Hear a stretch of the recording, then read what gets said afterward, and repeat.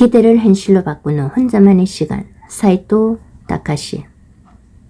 지금 자신의 상태부터 파악하라. 나는 일이란 기본적으로 자리가 만든다고 생각한다.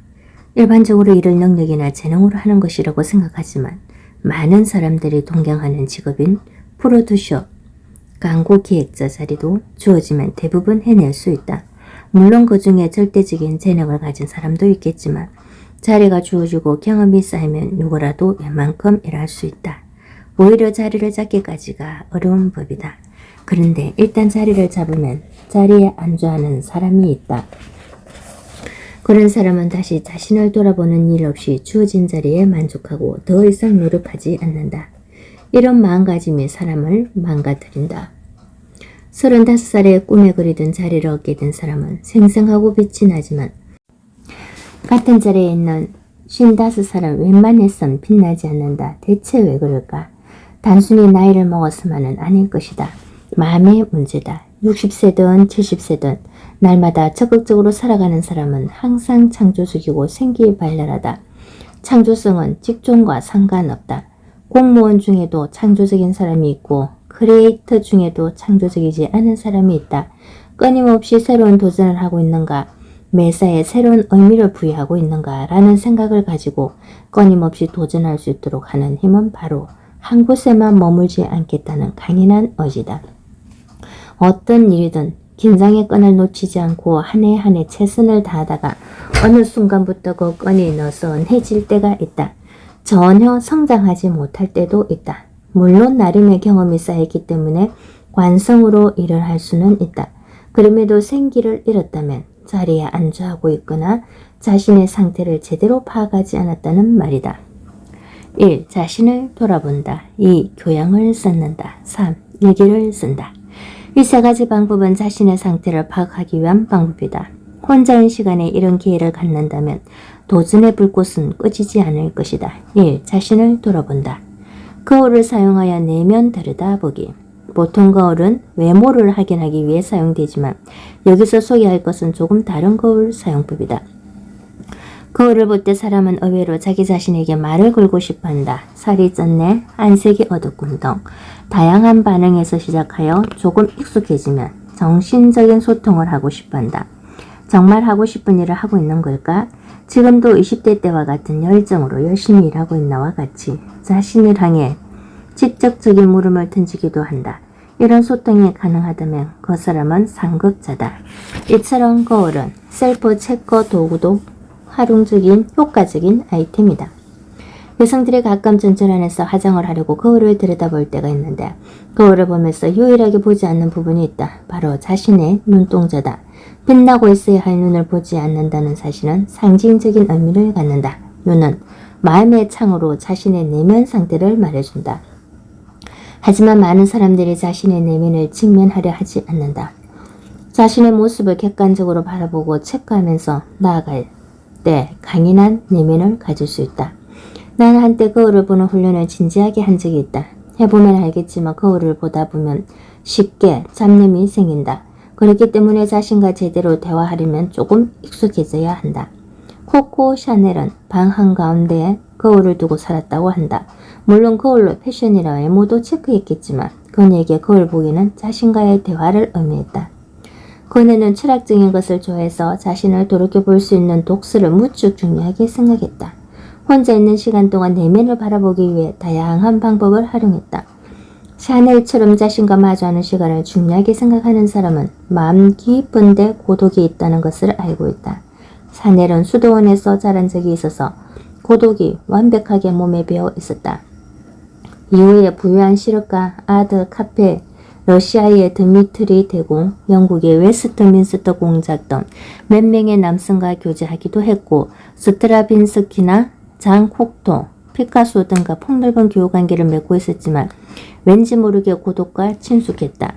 별 어려움 없이 평탄하게 자라서 현실에 만족하는 사람이 있다. 반대로 겉으로 보기에는 전혀 어두워 보이지 않지만 내면의 어두운 성격이나 기억을 깊숙이 감추고 견디는 사람도 있다.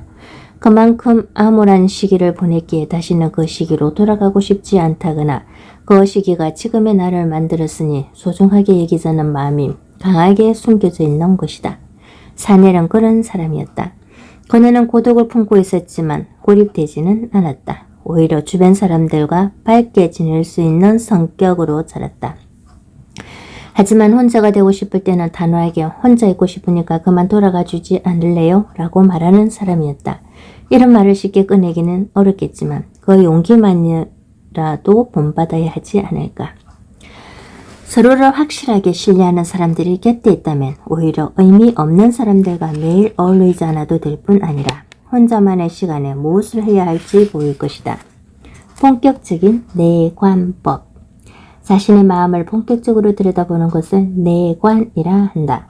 내관하기 위해서는 정해진 공간에서 하루에 몇 시간 혹은 3일에서 일주일 동안 오로지 자신에게만 집중해야 한다. 이때는 밥도 혼자 먹고 신문이나 텔레비전도 보지 말아야 한다. 그 시간 동안 구체적으로 이런 생각을 떠올려 본다. 어머니와 아버지, 형제, 배우자, 회사 동료나 상사와 같이 가까운 사람들에게 나는 어떤 것을 받아왔고 무엇을 해주었으며 또한 어떠한 폐를 끼쳤는지 하나하나 돌아보면서 지금까지의 인생을 정리해본다. 과거로 거슬러 올라갈수록 다른 사람에 대한 감사의 마음이 생길 것이다. 특히 떠올릴수록 부모님께는 받은 것이 너무도 많아 감사하지 않을 수 없다. 내 일에 상관하지 말란 말이야 라며 부모님을 심하게 대했던 사람도 스스로를 반성하게 된다. 부모님이 해준 것을 떠올릴 기회가 별로 없었기 때문에 잘 몰랐던 사랑을 더욱 깊이 깨닫게 된다. 지금까지 무사히 살아올 수 있었다는 것은 지금껏 누군가에게 신세졌다는 의미다. 누구의 도움도 받지 않았다는 사람일수록 남에게 배를 끼치기 쉽다. 나는 명상의 숲 내관연구소 설립자인 야나기 다카구세이 씨가 주재하는 기스레가와 온천에 있는 전문시설에서 내 마음을 집중적으로 들여다본 적이 있다. 그곳의 내관법은 정토진종, 일본 불교 종파 중 하나, 수행의 하나인 신조라는 자기 성찰법을 토대로 요시모토 이신이라는 사람이 고안한 자기 개발법이다. 불교를 바탕으로 시작된 방법이지만 종교색이 짙지 않고 고독을 산뜻하게 다룬다. 심리요법은 주로 자신의 상처나 아픈 기억에 집중하고 위로하지만 내관법은 반대로 기쁘고 좋았던 기억을 떠올린다. 인간은 남이 해준 것을 쉽게 잊어버리고 깨닫지 못하지만 자신이 해준 것은 사소한 것까지 기억한다. 그러한 모순을 인정하면서 기브 앤 테이크 중 테이크 부분만 철저하게 떠올리며 감사하는 마음을 갖는다. 시설에서 체험하는 내관은 마음의 묵은 때를 벗겨내는 것과 비슷하다. 집에서 혼자 실시하는 자기 내관이라는 것도 있다. 현실에서는 마음연구소 같은 특수한 공간이 마련되지 않으면 일상생활과 격리되어 완벽한 혼자만의 시간을 경험하기 어렵다. 프로이트조차 자신을 알기 위해 체면을 걸었을 정도다. 먼저 집에서 시도해보고 자신의 생각을 글로 정리해보는 것도 내면을 들여다보기에 효과적인 방법이다. 앞서 소개한 시설에서 실시하는 집중적인 내관에서는 원칙적으로 필기도구 등은 지참하지 않는다. 그 때문에 내관 중에 글을 쓰거나 할 수 없다. 나는 수업 시간에 내 말을 더 깊이 이해시키기 위해 학생들에게 반드시 토론을 시킨다. 그리고 되도록 모르는 사람끼리 그룹을 만들게 한다. 아는 사이끼리 토론하다 보면 무심결에 일상적인 이야기를 하기 쉽지만 그룹 내 전원인 단독자가 되도록 팀을 구성하면 좋은 긴장감이 넘친다. 그 긴장감을 이용하여 맨 먼저 학생들 각각에게 과제에 대한 자신의 생각을 정리하게 한다. 사람은 일단 쓰면서 자연스럽게 자신과 마주하게 된다. 그 과정을 끝내고 타인을 대하면 훨씬 내실 있게 이야기할 수 있다. 자기의 생각을 정리하고 토론에 들어왔을 때와 그렇지 않을 때는 크게 다르다. 써는 작업은 내면을 파고드는 드릴이 된다. 내관의 대체법이 되어주는 것이다. 2. 교양을 쌓는다. 자신을 객관화할 때는 내관처럼 자신과 마주하여 내면으로 파고 들어가는 방법도 도움이 되지만 교양이라는 외부의 정보를 받아들이는 것도 도움이 된다. 혼자인 시간에 어떻게 정신적인 풍요로움을 배양하느냐에 따라 매력의 차이가 생긴다. 하지만 요즘에는 지성이나 교양을 그다지 매력적으로 생각하지 않는 경향이 있다. 지성을 중요하게 여기지 않으니 일부러 고생하여 공부하거나 교양을 쌓으려고 노력하지 않는다. 이것은 참 이상한 일이다. 사실 누구나 지적이고 교양 있는 사람을 좋아한다. 남녀를 막론하고 똑똑하고 현명한 사람에게서 내면의 풍요로움이 느껴지면 그 사람에 대해 더 알고 싶어진다. 지성이란 자신의 내면 깊숙한 곳에 있는 맑은 샘과 같다. 어떤 사람이든 혼자가 되어 그곳에 몸을 담가야 계속해서 빛날 수 있다. 단독자로서 보내는 시간이야말로 타인이 쉽게 넘볼 수 없는 고감을 만들어준다. 그렇게 생긴 고감은 타인을 배제하는 고립과는 전혀 성격이 다르다. 일본에는 가리벤, 주로 학교 등에서 열심히 혹은 이상할 만큼 공부에 몰입하는 인물을 가리키는 말이라는 말이 있다. 이 말에는 비하의 의미가 내포되어 있다. 영어에도 가리벤과 비슷한 말이 있지만 꾸준히 공부하고 노력하여 일정 수준에 이른다는 좋은 의미를 갖는다. 절대 비하하거나 비꼬는 나쁜 뉘앙스가 아니다. 한편 죽기 살기로 스포츠에 매달리는 사람을 스포츠 바보라고도 하는데 이 말은 자신이 못하는 것을 멋지게 해낸 사람에 대한 일종의 찬사로 경쾌한 느낌으로 쓰인다. 그러나 가리벤에서는 스포츠 바보가 가진 경의의 뜻을 전혀 느낄 수 없다. 그 단어는 인간관계보다 자신의 성장을 우선시하는 사람을 마음에 들어하지 않는 질투와 시기의 느낌이 강하다. 열심히 공부하는 사람을 없이 여기고 눈에 가시처럼 여기는 감정도 느껴진다. 이 정도의 수준 낮은 동지의식을 떨치는데 가장 적절한 방법은 교양을 쌓는 것이다. 혼자서 뭔가에 푹 빠져있는 사람은 강하다. 역사에 이름을 남긴 문학가나 예술가 중에는 사교계에서 화려한 인맥을 자랑하며 성공한 커뮤니케이션의 달인도 있지만 감옥에서 사람들과 그의 말을 섞지 않은 채 격리되어 괴로움과 쓰라림을 맛본 사람도 있다. 기질이나 상황은 달라도 모두 일정한 시기에 혼자 시간을 보내며 고독의 기술을 닦은 것이다. 미와 아키히로, 싱어송라이터 연출가 배우 씨는 젊은 시절부터 빼어난 미모와 뛰어난 예술적 감각을 지니고 있던 사람이다. 또 깊은 지성과 교양이 있어 지금까지도 사람들에게 많은 사랑을 받고 있다. 다양한 책과 예술을 접하면서 세상의 이질을 익히려고 부단히 노력했던 풍요로운 고독을 거듭한 최고의 롤모델이다. 음악이나 회화 등 예술을 접하는 것은 멋진 일이다. 예술은 책보다 더 집중적인 감동을 불러일으킨다. 아름다운 것을 접한 감동은 희망을 만들어 힘을 주기 때문에 사람을 강하게 한다. 교양을 쌓고 자신의 가치를 정확히 파악하는 데 절대 빠뜨릴 수 없는 것 중 하나가 바로 독서다. 혼자일 때 책 읽는 것은 당연한 일이라 생각하겠지만 볼거리, 즐길 거리가 극단적으로 늘고 있는 현대사에서 책 읽는 법을 익히지 못한 사람은 엄청나게 많다. 독서를 하는 사람과 하지 않는 사람은 10년, 20년 후 인간적인 매력에서 큰 차이가 난다. 작가 폴 오스트도 엄청난 고독을 극복하고 교양을 쌓은 경험이 있다. 그는 글 쓰는 게 꿈이었지만 교사나 회사원이 되어 안정적으로 생활비를 벌면서 이중생활을 할 마음은 없었다. 오로지 글쓰기에 매달리고 싶었다. 그는 자전적 에세이 트루 스토리즈에서 젊은 날 무모하고 현실감 없는 상태로 꿈을 향한 여정을 찾고 있었다며 자조적으로 말하고 있다. 오스트는 글을 쓰고 싶다는 꿈을 제대로 실현하지 못한 채 콜롬비아 대학 재학 중 파리 유학 프로그램에 참가한다. 거물을 미친듯이 책을 탐독하며 보냈다고 한다. 그때를 되돌아보면 내가 몇 권의 책을 흡수했는지 생각하니 정말이지 믿기지가 않았다. 나는 어마어마한 수의 그것들을 마시부리고 다양한 책으로 이루어진 여러 나라, 여러 대륙을 다 먹어치웠는데도 전혀 지치지 않았다. 엘리자베스조 연거, 영국 엘리자베스 1세 때 이루어진 연극과 극장을 통틀어 이르는 말. 소크라테스 이전의 철학 러시아 소설 초현실주의의 시, 마치 뇌에 불이 붙은 것처럼 생존이 걸려있는 것처럼 나는 읽었다. 폴 오스터 트루 스토리저 중에서. 오스트에게 수많은 책들이 창작의 풍요로운 양분이 되었던 것이다. 최근에 점이 유행하는 것과 영혼의 친구를 찾는 과정인 독서를 하지 않는 경향은 무관하지 않은 것 같다. 사람들은 점술사에게 당신은 이런 사람이라는 말을 들으면 스스로를 들여다보며 확인하지 않고 쉽게 믿어버린다. 점술사의 말을 자신을 알기 위한 수단으로 가볍게 여긴다면 괜찮지만 생활 절반이 점에 휘둘리는 사람이라면 운이 좋아지고 싶다면 점에 의존하는 것부터 고치라 라고 한마디 거들고 싶다. 자신의 가치관을 뚜렷이 세우고 살아간다면 운이 좋다거나 나보다는 막연한 가치 기준에 휘둘리지 않을 것이다. 3. 일기를 쓴다. 나는 고등학교 시절 많은 책을 읽기 시작했고 동시에 일기를 쓰기 시작했다. 아버지께서 항상 일기를 쓰는 것은 좋은 일이라는 말을 자주 하셨기 때문이다. 매일 그날 있었던 일을 쓰는 행식의 일기가 아니라 뭔가 생각할 게 있을 때 편안하게 끄적이는 일기였다.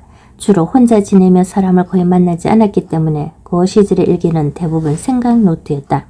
2, 3일 건널 때도 있었다. 자아가 눈을 뜬 것은 그 무렵이다. 꽤 오랜 시간 고민되거나 걱정되는 일이 있을 때마다 써왔기 때문에 이제는 습관이 되어 수첩에 이런저런 것들을 끄적거리곤 한다. 어른이 되어 그때의 일기를 펼쳐보니 도저히 나 부끄러워서 남에게 보여줄 수 없었다. 온통 자뻑으로 가득한 오글거리는 글이 난무했다. 머릿속에는 하루 종일 나는 천재다, 나는 천재다, 나는 천재의 종이 울리고 있었다. 쥐구멍이라도 찾아 들어가고 싶은 심정이었다. 누구라도 그때 나를 만났다면 분명 재수 없다고 생각했을 것이다. 그 화끈거리는 기억은 다음에 풀기로 하고 다시 일기 이야기로 돌아가자.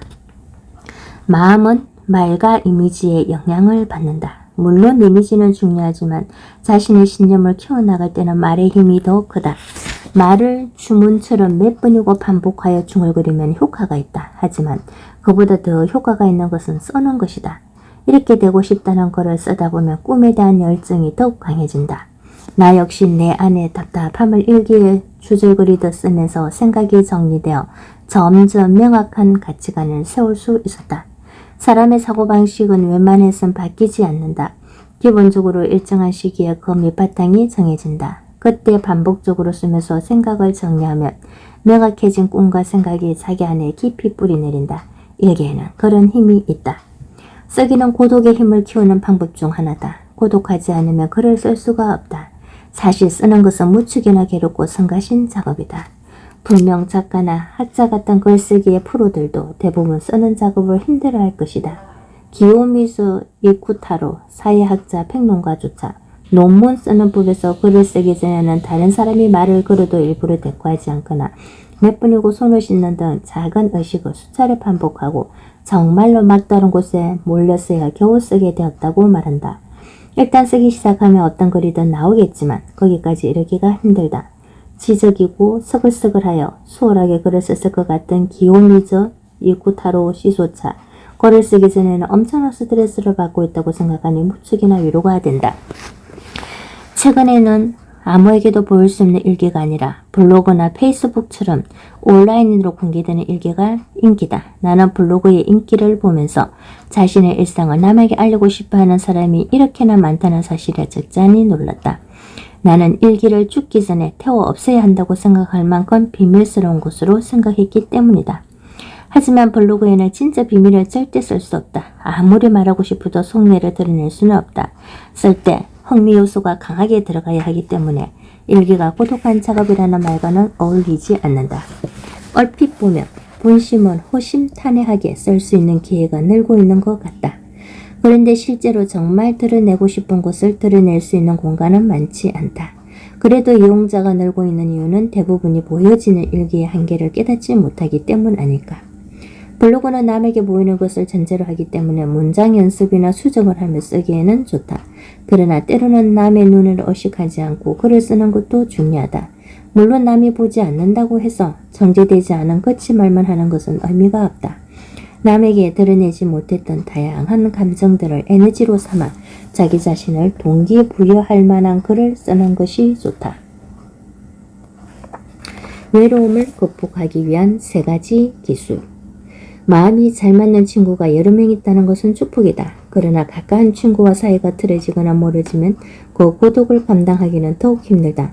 하지만 긴 인생에서 그런 일도 종종 일어나게 마련이다. 이때 곁에 친구가 없어도 침울해하지 말고 이 정도 외로움은 견딜 수 있어. 나만을 위해 충실한 시간을 보낼 수 있어. 라고 생각을 전환할 수 있는 취미가 있으면 좋다. 1. 눈앞의 일에 집중한다. 2. 원스를 읽거나 번역을 해본다. 3. 독서에 몰입한다. 위의 3가지 방법은 내가 외로움을 극복하기 위해 사용했던 방법 중 도움이 됐던 것들이다. 다양한 시도를 통해 자기에게 맞는 방법을 찾아가도록 하자. 1. 눈앞의 일에 집중한다. 어린 시절 몇 번이나 친구와 사이가 멀어졌던 기억이 있다. 아마 중학생 때였을 것이다. 그때 무슨 일이든 함께하던 친한 친구가 있었다. 그런데 언젠가부터 그 친구가 다른 친구와 친하게 지내기 시작하면서 다 함께 어울리게 되었다. 이런 일은 누구나 경험해 봤겠지만 한편으로는 이해가 되면서도 또 한편으로는 설명할 수 없는 외로움이 생긴다. 새롭게 어울린 친구와 셋이서 사이좋게 지낼 수 있다면 좋겠지만 아이에게는 쉬운 일이 아니다. 친구와 거리를 두고 균형 있게 사귀어 본 경험이 별로 없기 때문에 상대를 독점하고 싶어 한다. 그뿐 아니라 나는 내가 먼저 말을 걸어서 친구를 사귀거나 친해지는 편이 아니다. 아마도 타고난 성격인지 지금까지도 사람을 사귀는 것에 적극적이지가 않다. 누가 말을 걸면 그제야 사귀게 되는 수동적인 스타일이다. 그래도 초등학교 시절에는 친구가 꽤 많았다. 그런데 사춘기를 접어들면서 같이 다니던 또래 그룹에 변화가 생겼고 나는 그런 변화에 뒤처져 혼자가 되었다. 아무도 먼저 다가와 주지 않았기 때문에 어쩔 수 없이 혼자서 집으로 가는 날들이 계속되었다. 나는 돌아가던 길에 있던 돌계단에 앉아 자주 생각에 빠지곤 했다. 그때 나는 무엇을 했을까? 돌을 닦았다. 가까운 하천에 가서 돌을 주워와 닦았다. 뭔가를 닦고 있는 동안에는 신기하게도 의식이 손끝에 집중된다. 조각도로 뭔가를 새길 때와 마찬가지다. 조탁이라는 말이 있다. 원래는 보석과 같이 단단한 것에 무언가를 새기거나 쪼는 것을 의미하는데 자신을 조탁한다고 하면 자신의 내면을 파고든다는 의미가 된다. 닦거나 새기는 행위가 자기 안에 안정적인 행위와 겹치는 것이다. 나는 정리정돈을 싫어하지만 무언가를 닦고 정리하는 행동은 싫어하지 않는다. 뭔가를 닦으라고 하면 꽤 오랜 시간을 계속해서 닦을 수 있다. 동화작가이자 시인인 미야자와 겐지도 보석 세공사로 생계를 꾸리고 싶다는 말을 한 적이 있는데 그 기분이 무엇인지 알 것도 같다. 목공이나 세공, 서예를 좋아하는 사람도 이런 기분을 이해할 수 있을 것이다. 수작업을 하는 시간, 먹을 가는 시간에는 정신이 물건을 향해 있으면서도 자기 내면과 대화하는 기분이 든다. 동작을 하는 손의 감각을 통해 오늘은 집중하고 있지 않다. 오늘은 기분 좋게 닦이고 있구나 하는 것을 느끼면서 직접 집중력을 가늠할 수 있기 때문에 자기의 세계에 더욱 깊이 빠져들 수 있다. 심리학자 가와이 하야오의 어른의 우중에는 이런 에피소드가 실려있다. 한 노부부가 있었다. 아내를 먼저 떠나보낸 남편은 누가 봐도 기력이 세하고 침울해져 자식들이 아무리 함께 살자고 해도 고집을 부렸다. 이대로 듣다가는 큰일 나겠다고 다들 걱정했지만 그는 돌닦기를 시작하며 생기를 되찾았다. 적당한 돌을 거저 닦다 보면 뜻하지 않은 멋진 장식품이 생긴다. 그는 그것을 자식들과 손주에게 보이고 혼자 뿌듯해했는데 그때 그의 눈은 빛나고 말도 또렷했다. 그는 돈이라는 친구를 발견함으로써 살아갈 힘을 얻었던 것이다. 이런 친구는 전혀 성가시지 않다는 데 이점이 있다. 가와이 하야오의 어른의 우정 중에서 노인은 돌이라는 무기물을 한 명의 친구로 보고 그것을 자식이나 손주와의 연결고리로 여김으로써 외로움에서 벗어날 수 있었다. 수 작업을 통한 집중으로 기분을 환기하는 방법과는 차이가 있지만 이런 외로움 극복 방법도 있다는 것을 알아두자. 2. 원스를 읽거나 번역을 해본다. 번역이나 원스 읽기는 혼자 있는 시간을 활용하는 데 가장 강력하게 권하고 싶은 작업이다. 번역은 인내를 필요로 한다. 오늘은 컨디션이 좋다고 50장을 번역하고 다음 날은 컨디션이 별로라고 한 장도 손대지 못했다는 사람은 별로 없다. 변덕이 심한 나조차 컨디션이 좋다고 한 번에 몰아서 번역을 한 적은 없다. 번역을 할 때는 반드시 하루 중 혼자만의 시간을 정하여 오늘은 땡땡장을 번역하겠다는 목표를 정해야 한다. 왜냐하면 번역은 아무리 애를 써도 작업 속도가 정해져 있기 때문이다. 정해진 분량대로 부지런히 하다 보면 번역이 순조롭게 진행되고 부지런히 하는 습관이 들면 반대로 작업이 자신의 일이나 생활의 페이스메이커가 되어간다. 폴 오스트는 에세이 굶기의 예술에서 작품을 번역하는 것이 자기에게는 일종의 수행이라고 했다.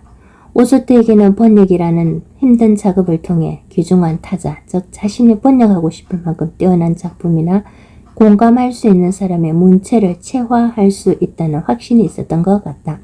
무라카미 하루키도 같은 말을 했다. 우리는 영문학을 읽거나 번역하는 작업을 통하여 위대한 선인들로부터 많은 것을 얻는다. 실제 출판 여부와는 상관없이 번역을 해보면 작가와 주인공의 마음을 보다 깊이 이해할 수 있다. 글을 읽는 것뿐만 아니라 필사해보는 것도 좋다. 중요한 것은 자신이 적극적으로 작업에 개입하는 것이다. 독서는 그 자체로 언제나 도움을 주지만 모국어로 쓰인 책을 읽을 때는 익숙한 음악을 듣듯이 술술 읽게 되어 몰입할 수 없는 경우가 있다. 그런 면에서 원서 읽기는 무언가에 집중하기 좋은 방법이다. 3. 독서에 몰입한다. 독서만큼 고독과 어울리는 것이 또 있을까? 혼자인 외로움을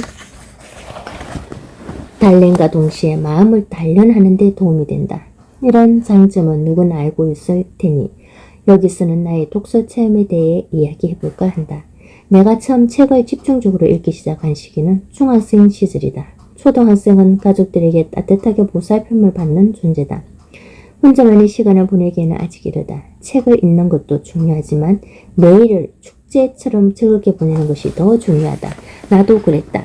실제로 중학생 정도부터 고독에 관심을 갖는다. 누구나 자기만의 방을 갖고 싶어하고 가족 안에서 말수가 줄기도 한다. 나는 중학교 3학년 수업 공부를 할 때 그런 기분에 빠졌다. 수업은 나에게 너무도 힘든 고통이었다. 힘든 시간 속에서 나는 나 자신과 정면으로 마주하게 되었고 책을 탐독하기 시작했다. 그리고 고등학교 1학년 때 고바야시 히데오 평론가 근대 비평가의 책을 만나고서 충격에 빠졌다. 책을 읽은 첫 느낌은 창피하지만 말도 안 돼. 이게 정말 우리말로 쓰인 글이야 였다. 그러고 보니 요즘 수업에서 고바야시 히데오 작품을 과제로 냈더니 학생들이 선생님 무슨 말을 하는지 잘 모르겠어요 라고 말해 옛 추억이 떠오르기도 했다. 하지만 난해해 보이는 고바야시 히데오의 작품을 몇 번씩 반복해서 읽으면서 고바야시 히데오적인 것을 알게 되었다. 그러자 고바야시 히데오가 마치 나만의 고바야시 히데오가 된 것처럼 아주 가까운 존재로 느껴졌다. 고바야시 히데오적이란 작품을 깊은 곳에 잠재된 혼과 본질적인 의미를 찾는 것, 그리고 그것에 선입견을 갖지 않고 차분히 마주하는 것이다. 고바야시는 본질을 직면하지 않는 나타한 정신 상태를 항상 비판한다. 이를테면 헤이케 모노가타리, 가마쿠라 시대에 성립된 것으로 여겨지는 헤이케의 번영과 몰락을 묘사한 일본의 군기 문학은 재행무상, 불교용어로 우주의 모든 사물은 늘 돌고 변하여 한 모양으로 머물러 있지 않는 것에 인상이 강한데 대부분은 처음부터 그런 선입견을 갖고 이해하기 때문에 헤이케 모노가타리 연구서만 읽고 책에 대해 그럴싸하게 대충 이야기하려 한다.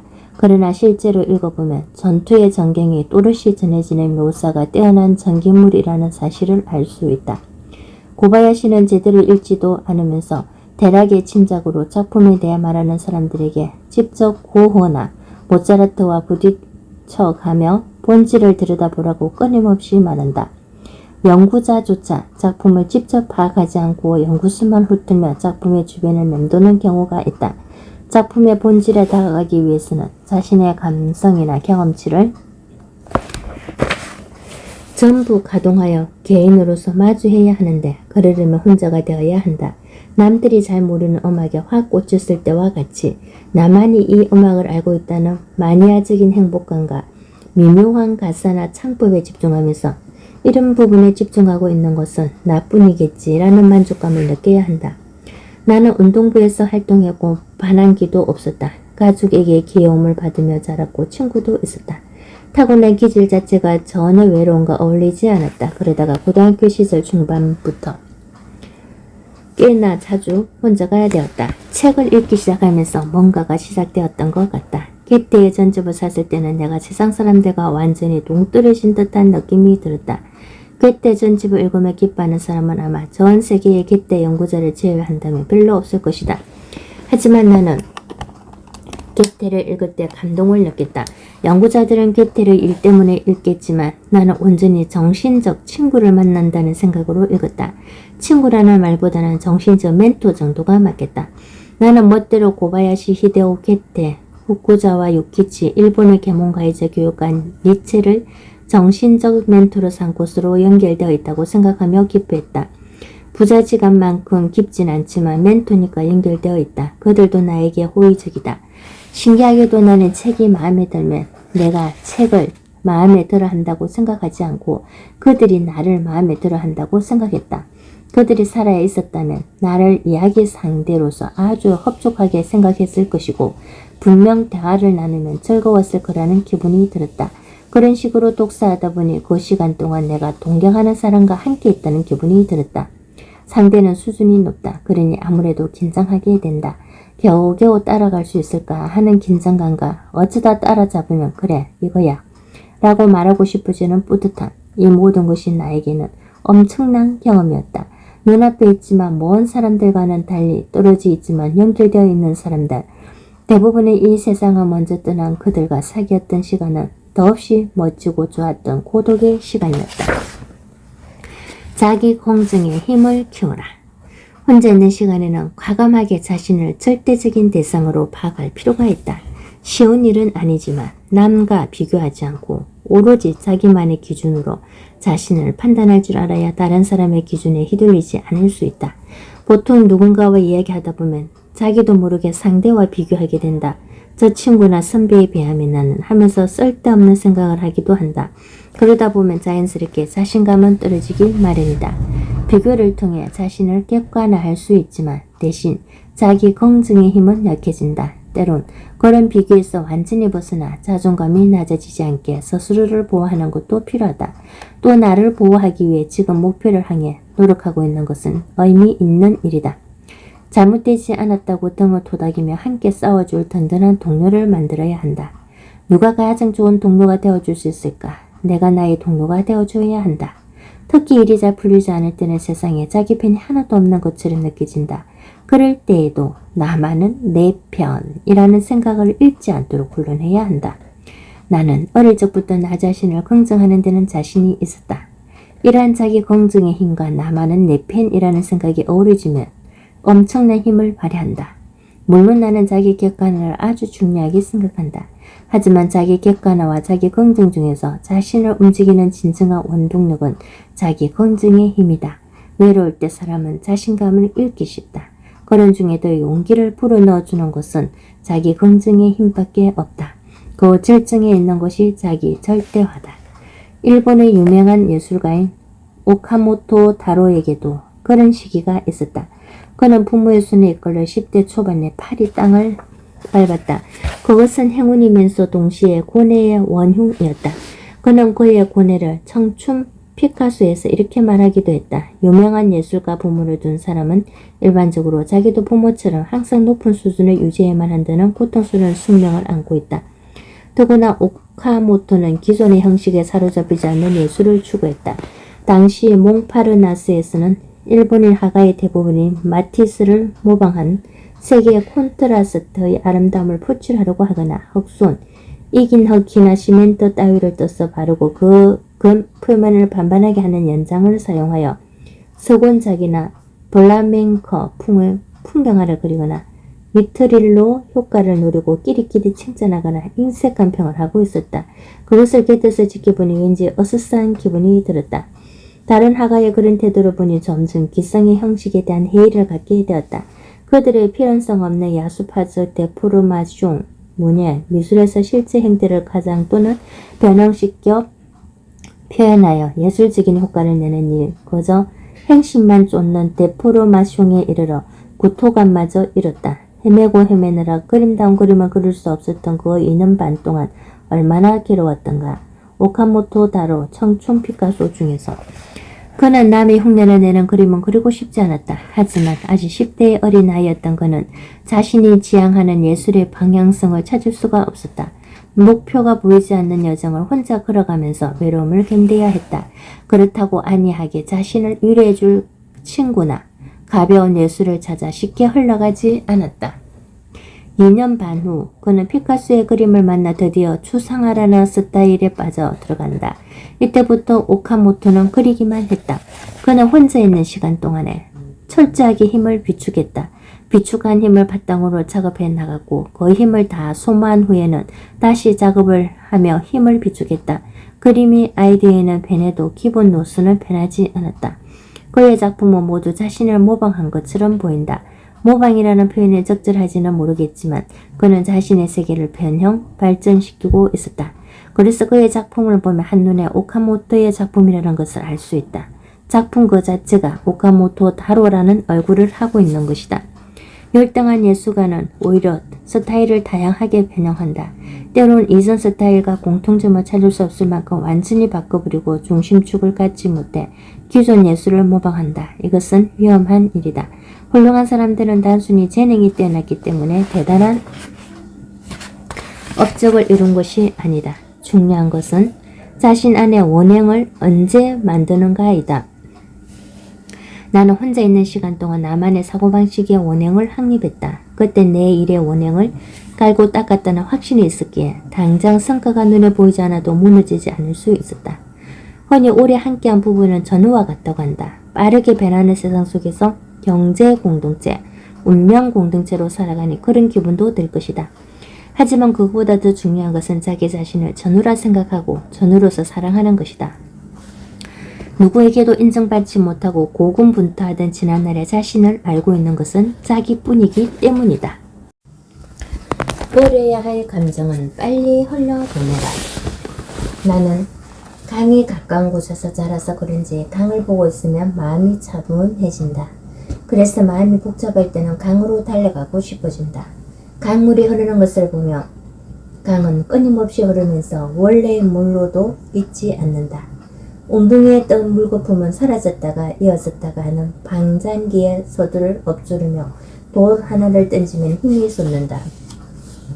사람은 물과 밀접한 관계성을 갖는다. 인류는 바다에서 진화해왔고 태아일 때는 엄마의 뱃속 모래색이 있었다. 그래서 인지 욕조에 물을 채우고 몸을 담그거나 물속에서 몸을 편안하게 흔들다 보면 마음이 차분해진다. 많은 문학가들의 이 물이 주는 멋진 상상력을 글로 옮겼다. 프랑스의 과학 철학자이자 시학자인 가스통 바슐라르는 물질적 상상력, 물질의 내면성에 의해 유발되는 상상력론을 펼치며 저서 물과 꿈에서 물이 가지고 있는 모든 것을 세부적으로 생각하다 보면 어느덧 물은 나의 권원적인 심리적 상징이 되고 만다고 했다. 실제로 물이나 물이 있는 풍경은 감성이나 몽상을 환기하는 계기가 된다. 또 나의 즐거움은 지금도 역시 작은 강과 친구가 되어 제 방을 따라 바른 방향, 즉 인생을 어딘가 다른 곳으로 이를테면 이웃 마을 쪽으로 이끄는 물의 흐름에 따라 걷는 것이다 라고 하듯 위로가 되기도 한다. 미야자와 겐지는 봄과 아수라에 수록된 숲과 사상에서 저기 저편에 나의 생각이 몹시 빨리 흘러가 라고 생각을 흐름의 이미지로 서슴없이 드러냈고, 가와바타 야스나리는 산소리에서 물의 이미지를 독특하게 그렸다.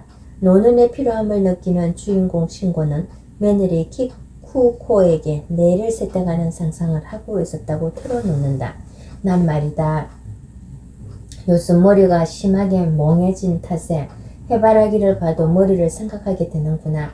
저 꽃처럼 머리가 깨끗해질 수 없을까 하고 조금 전 전차 안에서도 머리만 세탁하거나 수순할 수 없을까 하는 생각을 했단다. 머리를 싹둑 자른다고 하면 잔인하지만 머리를 잠깐 몸에서 떼어내어 빨래처럼 이것 좀 부탁하오 라고 대학병원에라도 맡길 수 있으면 좋으련만. 가와바타 야스나랴 산소리 중에서 혼자 있으면 우울해져서 푹 가라앉는 사람이 있다. 그럴 때는 가만히 앉아 생각만 하지 말고 시원시원한 물의 흐름을 상상해 보거나 실제로 강에 달려가 본다. 그러면 우울한 생각이나 고민이 물의 흐름과 함께 흘러가는 듯한 쾌감을 느낄 것이다. 생각을 일정 정도 자기 안에 꾹꾹 담아두면서 성숙시키는 시기가 필요하다는 의견에는 동의한다. 하지만 생각한 것을 말하지 않으면 체한다는 말도 있듯이 담아두기만 하면 머릿속에 부정적인 생각이 가득 차 정신적으로 위험해질 수 있다. 지나치게 많은 생각을 꾹꾹 눌러두었다가 한꺼번에 터지면 큰일이기 때문이다. 그 전에 능숙하게 생각과 감정을 회수해야 한다.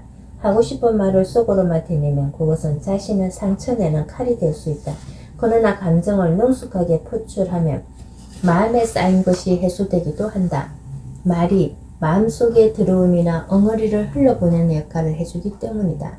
혼자일 때는 담아둬도 다른 사람을 만났을 때는 표현하는 것이 가장 바람직한 방법이다. 옛 일본인은 정원에 물을 들이거나 가레산서이 물을 사용하지 않고 돌과 모래 등으로 산수의 풍경을 표현하는 정원 양식 등 물의 흐름을 가까이서 느낄 수 있는 풍경을 만들었다. 우리도 그들처럼 쉼 없이 흘러가는 물을 보면서 흘려보내야 할 감정들은 빨리 흘려보내야 한다. 그래야 자신을 상처내지 않고 앞으로 나아갈 수 있다. 생각만으로 안정감을 주는 마인드 컨트롤. 나는 물뿐 아니라 땅과 불, 바람, 자연이라면 어느 것이든 고독의 시간을 위로해준다고 생각한다. 가스통 바슐라르도 불의 정신 분석을 시작으로 물과 꿈, 하늘과 꿈, 대지와 인지의 몽상 등 자연을 소재로 방대한 저서를 남겼다. 모두 내 인생의 책이다. 불은 항상 변화무쌍하다. 생명의 불꽃을 태운다는 말이 있듯이 불은 살아있는 에너지를 상징한다. 흔들리면서 형태는 변화하지만 타고 있다는 본질은 바뀌지 않으며 계속 보고 있으면 마음까지 따뜻해진다. 예로부터 종교에서도 불을 피우는 것은 생명력의 상징이었다. 조로아스터교는 배화교라 하여 불을 숭배해왔고 불을 신으로 숭배하는 종교와 집단은 원시 시대부터 셀 수 없이 많았다. 이렇게 불은 생명력과 에너지의 상징이지만 현실에서 실제 불을 보기는 쉽지 않다. 그럴 때는 마음속에 불이 타오르는 이미지를 떠올리는 것만으로도 힘을 얻을 수 있다. 실제로 고독과 모닥불은 깨에 닮았다. 무라카미 하루키의 다리미가 있는 풍경. 신의 아이들은 모두 춤춘다의 수록에는 불 지피기에 좋은 나무가 흘러드는 해안가 마을에 사는 죽는 남자가 등장한다. 불을 지피는데 탁월한 재능을 지닌 그는 손에 작은 불길만 닿아도 활활 타오른다. 그것을 가무키 바라보는 젊은 여성은 불꽃을 통해 다양한 것을 느낀다. 아저씨 가만히 불의 모양을 보고 있다가 이따금 이상한 기분 같은 것 느낄 땐 없으세요? 그게 무슨 뜻이지? 우리가 평소 생활에서는 특별히 느끼지 못하는 것이 이상하게 생생하게 느껴진다든가 하는 것 말이에요. 뭐라고 할까? 머리가 나빠서 잘 표현하지 못하겠지만요. 이렇게 불을 보고 있으면 까닭없이 참 평화로워져요. 미야케 씨는 곰곰이 생각에 빠진 듯 하더니 말했다. 불이란 건 말이야. 그 형태가 자유롭지. 자유롭기 때문에 보고 있는 사람의 마음에 따라 무엇이로든 보이거든. 중코가 불을 보고 평화로워진다면 그건 중코 속에 있는 평화로운 마음이 거기에 비치기 때문이야. 그런 걸 이해할 수 있겠어? 무라카미 하루키 다다미가 있는 풍경 중에서 다음은 땅 이야기를 해보자. 땅과 연관된 것을 인간에게 편안함을 준다. 흙과 진흙, 더 넓게는 보석도 흙의 결정체라고 할 수 있다. 미야자와 겐지는 보석을 땅속에서 수백만 년의 시간을 갈고 닦은 것으로 그리곤 했다. 아이들은 진흙 덩어리나 진흙 턴을 만드는 놀이를 좋아하는데 사실 어른들도 좋아한다. 도예가 바로 어른들의 진흙 놀이다. 많은 사람들이 흙을 이기거나 물레를 돌려보고 싶어한다. 하지만 물레를 돌린다고 할 때 누군가와 이야기를 나누며 돌리는 것을 상상하는 사람은 없을 것이다. 그때는 선생님이 있어도 오롯이 혼자서 그릇을 만드는 데 집중한다. 그러다 보면 잡념이 사라진다. 또한 바람을 느껴보자. 바람을 온몸으로 맞는 것도 혼자 하는 즐거움을 더해준다. 바이크는 좀 위험하지만 바람을 가르는 편안함은 말로 표현할 수 없을 만큼 좋기 때문에 그 위험을 감수하고도 타게 된다. 인간에게 스피드를 즐기는 것은 일종의 쾌락이지만 자동차의 몸체에 보호받으며 느낄 수 있는 스피드는 한정되어 있다. 그러기에 차를 타고 느끼는 바람과 바이크를 타고 느끼는 바람은 확연히 다르다. 나도 청춘의 한 시기에 바이크를 타고 바람을 가르며 혼자 달리면서 마음속에 들어오면 씻겨져 나가는 느낌을 맛보곤 했다. 미야자와 겐지는 자주 바람 속을 거니며 바람에 관한 시를 지었다. 시집 병중에 수록된 바람이 밖에서 부른다 라는 시에는 형편이 어려워 후줄근한 외투 차림으로 너는 바람과 결혼한다고 하지 않았느냐 라며 바람에 이끌려 밖으로 나가게 되는 겐지의 심경이 잘 나타나 있다. 병을 앓던 누이 토시가 세상을 떠난 후 겐지를 의뢰해 준 것은 자연밖에 없지 않았을까. 실제로 자연의 품에 안기면 누구든 치유받을 수 있다. 다만 바쁜 현대인은 자연을 접하는 것조차 어려울 뿐이다. 하지만 인간에게는 상상력이 있다. 숲속에 가지 않고도 불이나 물을 바라보고 흙을 이기면서 마음을 다스릴 수 있다. 우주를 집약한 것과 같은 자연이 자신과 이어져 있다는 상상만으로도 충만해진다. 자연을 통해 위로받을 수 있다면 혼자 있는 시간에 수월하게 적응할 수 있고 가까운 사람이 나를 저절로 이해해 주기 바라는 과도한 기대도 하지 않게 된다. 가족이나 부부 사이가 나쁘다. 친구나 연인과의 관계가 원만하지 않다. 관계에 대한 고민으로 예민해져 있을 때는 모든 인간관계로부터 멀어지는 게 나을 때도 있다. 그러나 실생활에서 가까운 사람들과 거리를 두는 것은 가능할지 몰라도 다른 사람들과 완전히 엮이지 않는 것은 불가능하다. 만약 마음을 둘 곳이 없어 괴로울 때는 지금 자인의 품에 안겨 있다고 상상하자.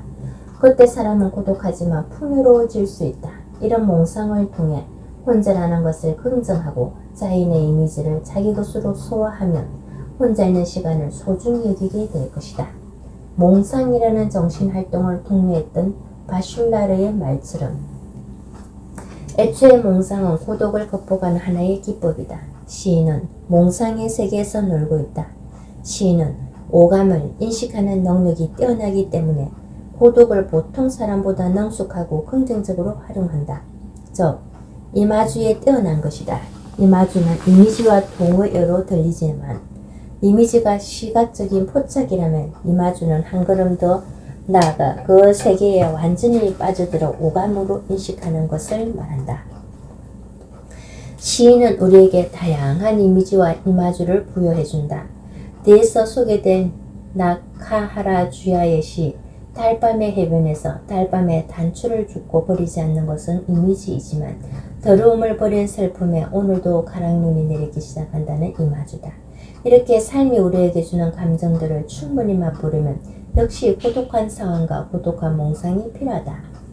우주적 몽상은 우리가 계속해서 연구하듯이 고독한 상태의 현상이며 몽상기의 영혼 속에 뿌리 내리고 있는 현상이다. 우주적 이마주는 혼에, 고독한 혼에, 모든 고독의 원리인 혼에 속한 것임을 증명할 수 있다. 가스통 바슐라르 몽상의 시학 중에서 글의 의미에서는 이마주의 세계가 빈약한 인생은 심하게 표청적이고 단조로울 것이다. 몽상하는 사람 안의 삶의 근원적인 의미에 다다를 수 있다. 몸의 상태가 기분의 상태를 결정한다. 인간은 세상과 단절되어 있다고 느낄 때 가장 혹독한 고독감을 느낀다. 정신과의 의사 R.D. 랭도 저서 분열된 자아에서 그렇게 말하고 있다. 이 책은 분열증 환자에 대해 쓴 책이지만 보통 사람들도 외로움이나 쇼크 등 극도의 스트레스 상태일 때는 자신이 비현실적인 악몽 속에 있는 것 같은 경험을 하게 된다고 말한다. 랭에 따르면 정신 상태와 육체가 일체감을 느끼는 신체화, 실제 신체 이상이 있는 것은 아니지만 스트레스와 같은 심리적인 이유로 신체 증상이 나타나는 것을 말한다. 극심한 스트레스로 인한 복통이나 월경통, 현기증 등이 그에다. 인간은 타인이나 현실 세계에 관여하지만 자아와 육체가 일체감을 상실하고 자아가 진짜 자아, 내적 자아와 가짜 자아, 외적 자아로 분열된 사람은 현실감과 신체 감각을 잃어 자신의 체험을 현실적인 것으로 자각할 수 없게 된다.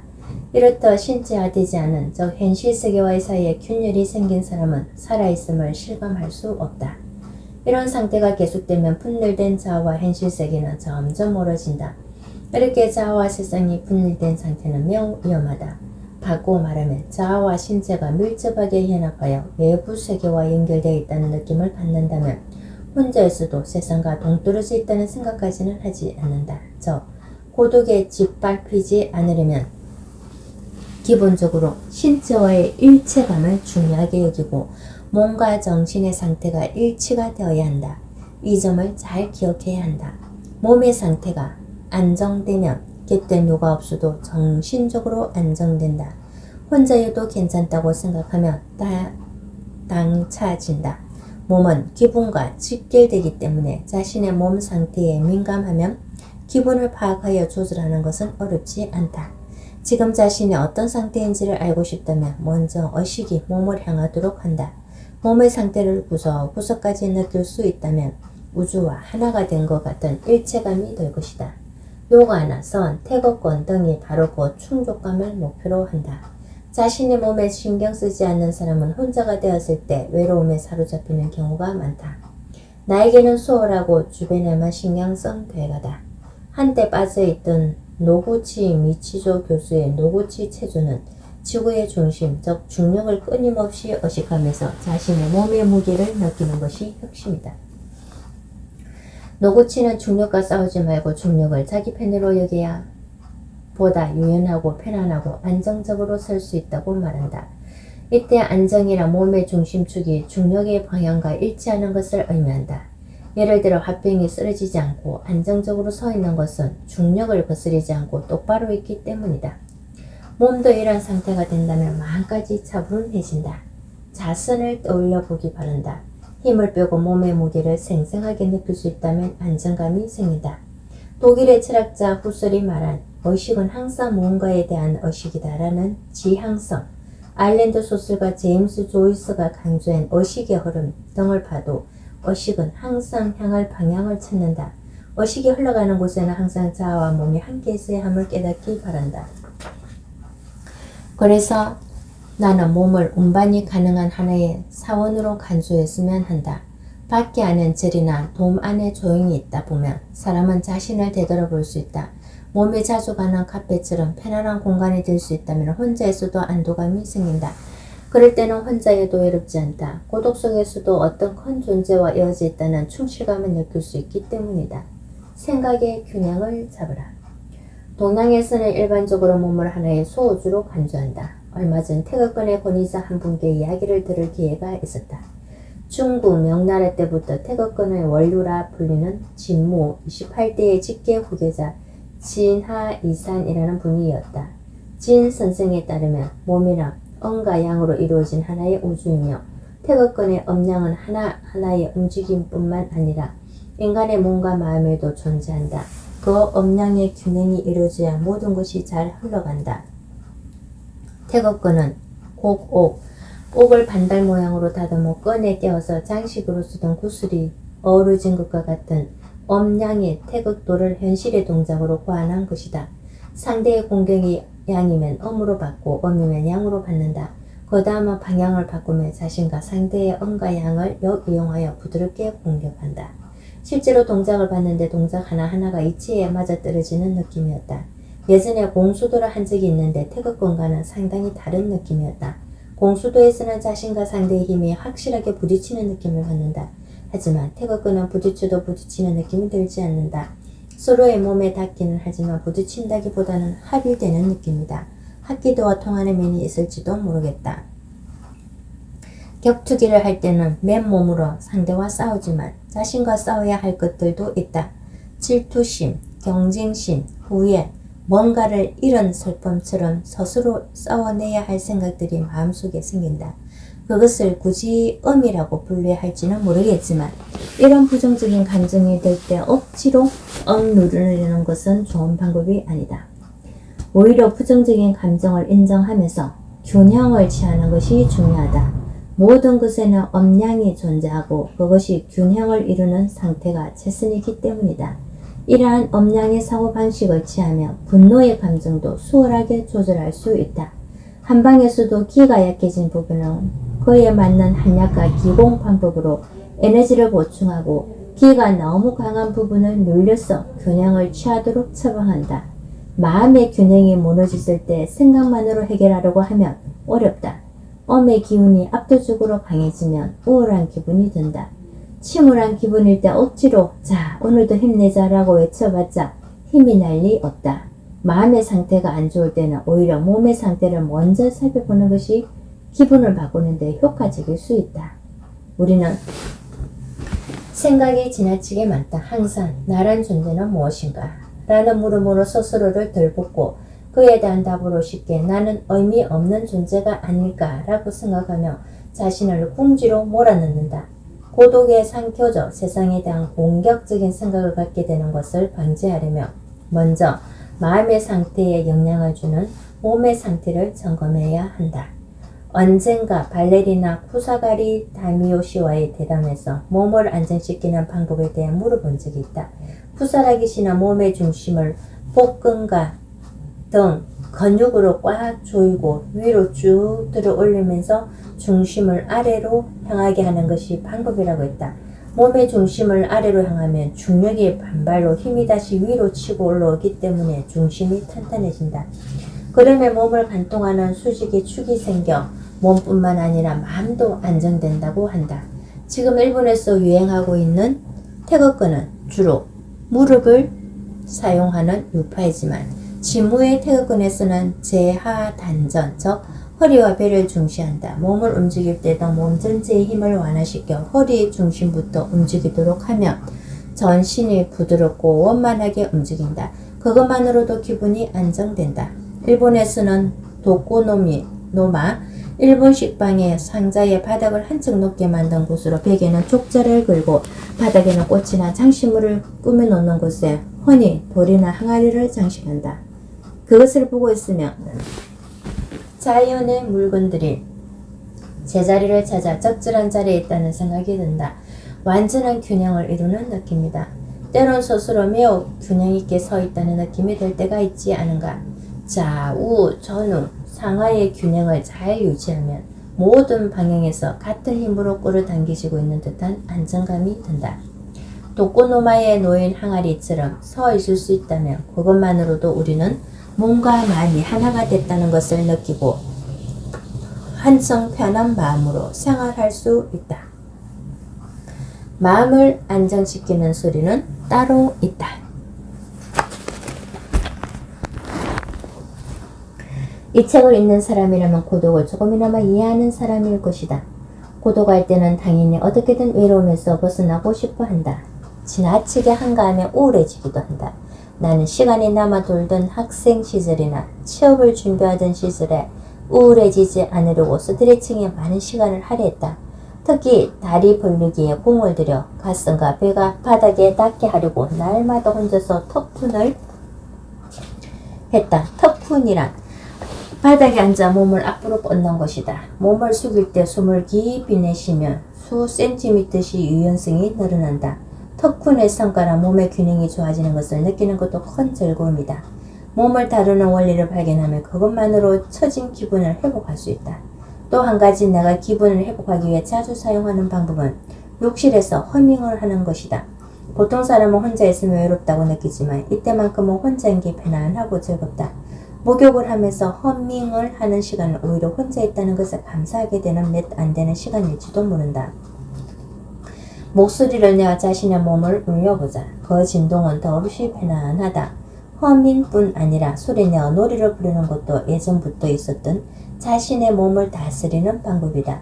발성에는 시낭송이나 노래, 연불 등도 포함되는데 예전에는 마을 여기저기서 시나 노래를 읊고 다니는 사람들이 많았다고 한다. 휴대용 플레이어로 어디서든 음악을 듣고 몸을 흔드는 것도 자신의 몸과 마음을 기분 좋게 하나로 만드는 방법이라고 생각한다. 하지만 하루 종일 핸드폰을 쓰고 타인이 만든 음악이나 뇌와 몸을 마비시키는 것은 피해야 한다. 영화관에서는 쿵쾅대는 스피커 소리가 거슬려 앞자리를 꺼리면서도 헤드폰을 쓰고서는 시끄러운 음악을 잘도 듣는다. 하지만 이렇게 직접적으로 귀를 자극하면 점점 더 그런 식으로 음악을 들을 수밖에 없다. 마약과도 같은 중독성이 생겨 끊을 수 없기 때문이다. 마이클 무어 감독의 영화 화시 911에는 이라크를 침공한 미군 병사가 전차 안에서는 귀가 트질트라는 록 음악을 들었다고 정언하는 장면이 나온다.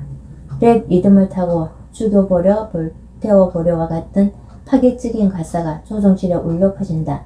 자극이 강렬한 음악에 몸을 맡기다 보면 정말로 뭐든 해부릴 것 같은 기분이 든다고 병사는 말했다. 물론 음악 때문에 극단적인 행동을 하는 경우는 많지 않을 것이다. 하지만 실제로 음악을 들을 때 뇌의 전두엽에는 헬로가 거의 흐르지 않는다. 따라서 오랜 시간 뇌에 부담이 가해지지 않는다면 뇌에서는 설로마가 진행된다. 음악을 만들거나 연주하는 사람의 뇌는 듣기만 하는 뇌와 전혀 다르다.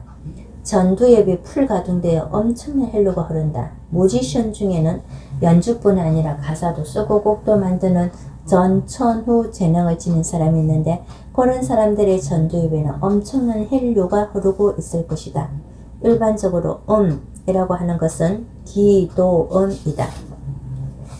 기도음은 공기를 매개로 고막을 진동시키고 그것이 청각신경을 자극하여 내가 음악으로 인식하게 한다. 하지만 음악에는 골도음이라는 음도 있다. 이 음은 고막을 진동시키지 않고 두개골 등을 뼈로 전해져 직접 청각신경을 자극한다. 지금까지 별로 알려지지 않은 개념이지만 이미 뼈 전도 기능을 탑재한 휴대전화가 나오기도 했다. 자신의 목소리를 녹음해서 들어보면 평소 자기가 생각한 목소리와 달라 이질감을 느낀다. 자신의 목소리라고 느껴지지 않을 정도다. 녹음된 목소리를 이상하다고 느끼는 것은 기도음과 골도음이 합쳐진 소리를 듣기 때문이다. 목소리의 울림은 두개골이나 턱 등의 구조와도 관련이 있다. 다양한 유전적 형질이 모두 합쳐져서 소리가 만들어지는데 보통 골도음만으로 이루어진 음의 울림이 더 좋다. 소리의 울림을 노래보다 확실하게 느낄 수 있는 것이 허밍이다. 허밍은 음의 진동, 바이브레이션 그 자체다. 허밍으로 우리는 음의 진동을 확실하게 실감할 수 있다. 특히 진동이 공기나 물을 매개로 전해지면 울림은 더욱 확실히 느낄 수 있다. 습도가 높은 욕조에 잠겨 허밍을 하면 몸이 물과 어우러져 이완되고 울림이 강해져 편안한 상태가 된다. 마음을 다스리는 방법으로 욕실에서의 허밍을 추천한다. 나만의 창의적인 방법으로 재충전하라. 일반적으로 여성은 남성에 비해 혼자 있는 것을 좋아하지 않는 것 같다. 주변을 살펴봐도 진심으로 혼자여도 괜찮아 혼자 있고 싶어라는 여성은 많지 않아 보인다. 그러나 현실에서 남성보다 여성들이 혼자만의 시간을 더 충실하게 보낸다. 혼자 있는 시간을 보내는 방법도 상대적으로 다양하다. 음악이 흐르는 편안한 방에서 제스민트를 마시며 나다운 하루를 마감하고 싶어. 안니, 일본의 여성 가수 겸 작곡가의 노래 올리비아를 들으며 그려진 삶은 현실에서 살고 있는 여성도 많다. 정말 멋진 일이다. 옛날 여성들은 누군가를 위해 뭔가를 했다. 누군가의 시중을 들거나 도움을 주는 것이 자신의 존재감을 확인하는 큰 수단이었다. 그렇게 다른 사람을 통해 스스로의 존재를 확인했다. 하지만 언제부터인가 여성은 누군가에게 의존하지 않고도 스스로 충만해질 수 있다는 것을 깨닫고 혼자 있는 시간을 풍요롭게 보내기 위한 방법을 찾았다. 여성들이 혼자 있는 시간을 충실히 즐기는 모습을 보면 눈이 희둥그레질 정도다. 예를 들어 아로마 테라피는 이제 여성들에게 지극히 보편적인 아이템이다. 혼자만의 쾌적한 시간과 공간을 연출하는 데 향만큼 좋은 것도 없다. 무한한 상상력이 펼쳐지고 기분도 여유로워진다. 혼자 있다는 것을 긍정적으로 받아들이게 한다. 남자는 혼자만의 시간에 무엇을 할까? 맥주를 한 손에 쥐고 스포츠 중계를 보거나 신문을 읽으며 둥글둥글 시간을 때울 뿐이다. 아로마 테라피에 빠져있는 남자는 본 적이 없다. 또 여자들이 훨씬 꼼꼼하게 옷이나 생활용품의 촉감이나 디테일까지 살펴본다.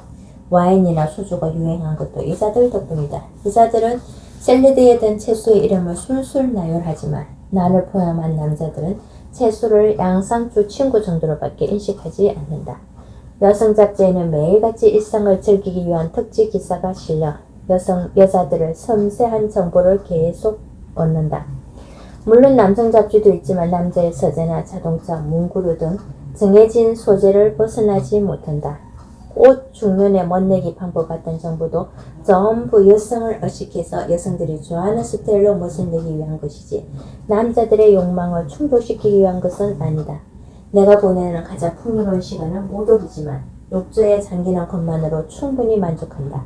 여자들처럼 입욕제나 캔들까지 신경 쓰지는 않는다. 남자들이 멋진 혼자만의 시간이었어 라고 말할 수 있는 장면이라면 무라카미 하루키의 소설 속 주인공이 멋지게 맥주를 마시는 장면 그 정도일 것이다. 그 정도로 남자들이 혼자 있는 시간을 보내는 방법은 정형화되어 있다. 담배, 충절모, 트렌치코트로 상징되는 미국의 옛 영화배우 험프리 보가트가 완성시킨 남자의 세계에 수십 년 동안 발만 담근 채 아무런 배나 없이 지내온 것이다. 동서고금을 막론하고 남자의 미학을 대표하는 아이템이었던 담배도 지금은 세계적인 검연 열풍으로 인면당하고 있다. 그러고 보니 섹스 후 담배를 묻는 남자도 꽤 많았다. 조용히 연기를 빨아들이고 내뿜는 그 순간 담배를 피우고 있으면 잠시나마 아무 말 없이 혼자만의 시간을 만들 수 있다. 미우라준 만화가 일러스트레이터에 쓴 바른 보건 체육을 보면 담배가 잠자리 대하에 서툰 남자를 위한 작은 구원이었다는 내용이 있는데 그 예리함에 나도 모르게 고개를 끄덕이고 말았다. 최근에는 담배를 마음껏 피우기도 어려워졌지만 어쩌면 그것은 중요하지 않다. 연기를 바라보며 연출하는 고독은 어차피 연기일 뿐인 경우가 많기 때문이다.